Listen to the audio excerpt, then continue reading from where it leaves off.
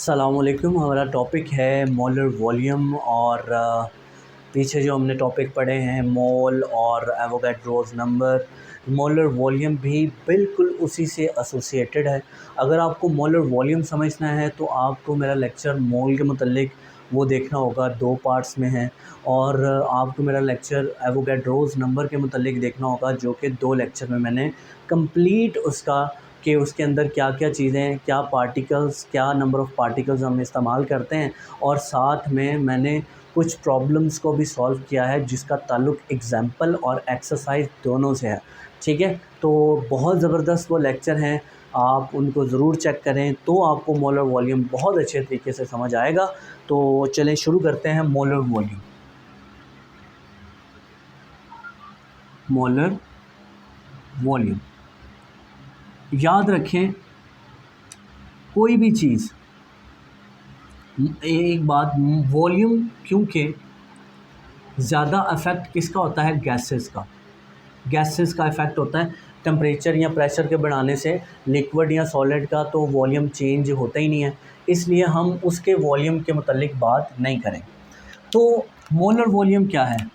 Molar volume एक quantity है।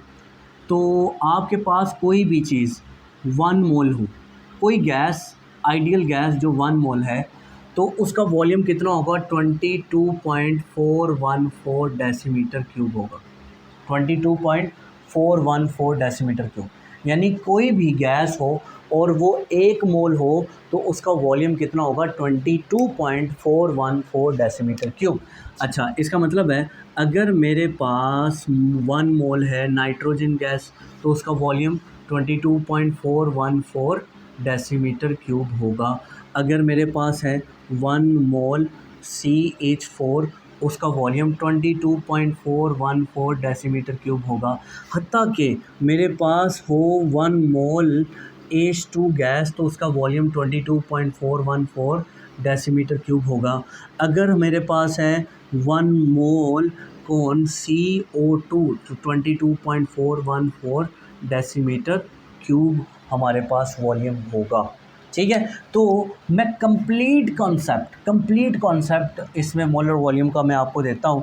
क्या है, क्या अगर मेरे पास 1 मोल कोई गैस है तो बताओ 1 मोल गैस है, उसका वॉल्यूम कितना होगा? चलो गैस में ना मैं इसको कर लेता हूँ, मेरे पास है हाइड्रोजन गैस, तो इसमें इसका वॉल्यूम कितना होगा? 22.414 डेसीमीटर क्यूब। यस, इसका ये वॉल्यूम होगा। फिर बताओ इसमें नंबर ऑफ़ पार्टिकल्स कितने होंगे? तो आप कहेंगे 6.02 10 टाइम्स 23 पार्टिकल्स होंगे। फिर आप कहेंगे कि इसका मास क्या होगा? तो हम कहेंगे 2.018 ग्राम इसका मास होगा।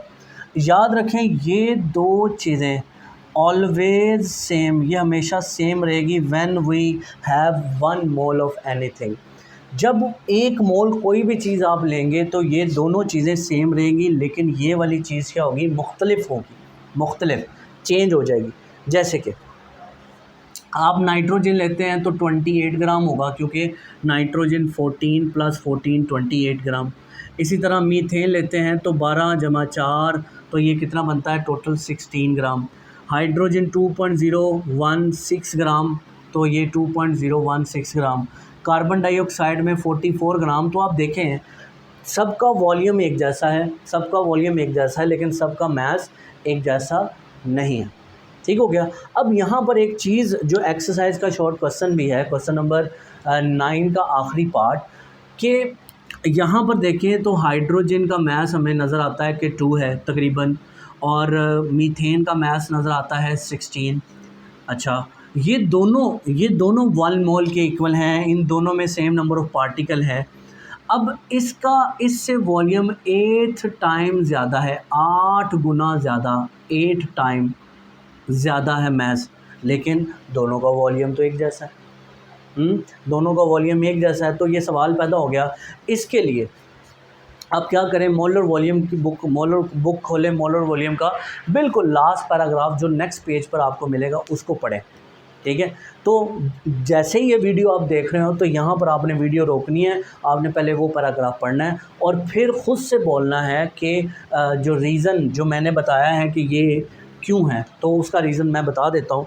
क्योंकि वहाँ पर लिखा है कि मॉलिक्यूल्स के एटम्स के दरमियान जो मॉलिक्यूल का साइज़ है ना, ये यहाँ से लेकर यहाँ तक, अब इस साइज़ के मॉलिक्यूल अगर रास्ते में आते हैं और वो कितने आए, 300 आ जाएँ, तो इस एक मॉलिक्यूल से दूसरे मॉलिक्यूल के दरमियान 300 मॉलिक्यूल जब आते हैं, तो एक मॉलिक्यूल जहाँ तक मैक्सिमम जाता है तो वो उनके दरमियान डिस्टेंस होता है। मतलब एक मॉलिक्यूल और दूसरे मॉलिक्यूल के दरमियान अगर 300 मॉलिक्यूल उसी साइज़ के अरेंज कर दिए जाएं, तो आखिरी मॉलिक्यूल और पहले मॉलिक्यूल के दरमियान में जो फ़ासला होगा ना, वो आम मॉलिक्यूल्स के दरमियान में फ़ासला होता है। तो आप ज़रा ये बताएं, एक मॉलिक्यूल मैंने ये लिखा और एक को मैं थोड़ा सा और आगे करके लिख देता हूँ, तो इसके मुकाबले में इन दोनों के दरमियान में तो डिस्टेंस है।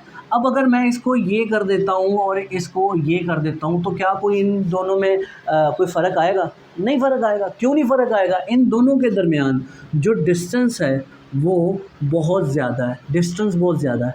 तो मॉलिक्यूल छोटा होता या मॉलिक्यूल बड़ा होता तो वॉल्यूम पर कोई असर नहीं होगा, वॉल्यूम पर इस चीज़ का कोई असर नहीं होगा।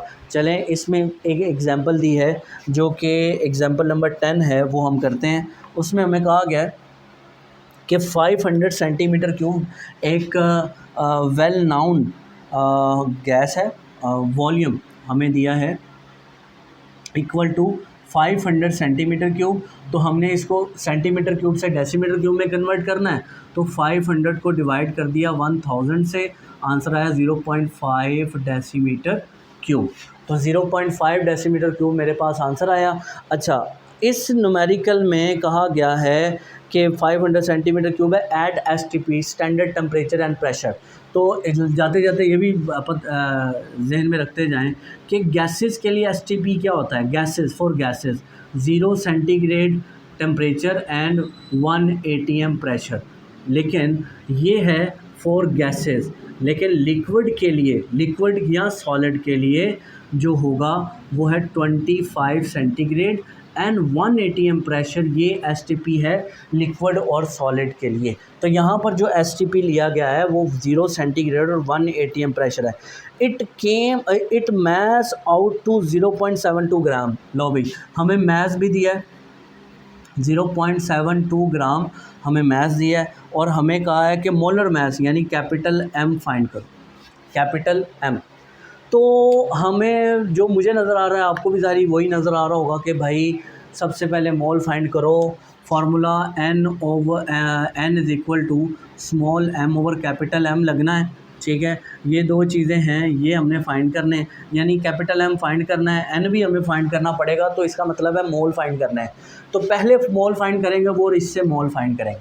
तो कैसे मोल फाइंड करेंगे? कंपैरिजन के तरीके से, यानी वॉल्यूम इधर रखो और मोल इधर रखो। तो मुझे बताओ, ये जो मैंने कॉन्सेप्ट दिया कि 1 मोल और वॉल्यूम में क्या रिलेशन है, वॉल्यूम 22.414 डेसीमीटर क्यूब होगा, तो वॉल्यूम कितना होगा? 1 मोल। अगर वॉल्यूम हो गया 1, तो क्या करेंगे? इस चीज़ को जहन में रखिएगा, जब कभी ऐसी सिचुएशन आ जाए कि 22.414 है तो 1 मोल होगा, लेकिन अगर 1 डेसीमीटर क्यूब हो, यानी यहाँ पर 1 आ जाए, तो याद रखें इधर जो भी चीज़ होगी वो उधर जाके डिवाइड हो जाएगी, यानी ये हो जाएगा 1/22.414 और 414, बस ये हो जाएगा, डेसीमीटर क्यूब भी लिखने की ज़रूरत नहीं।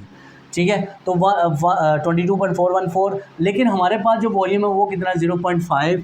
तो 0.5 हो तो क्या होगा? तो ये 1/22.414 मल्टीप्लाई बाय 0.5।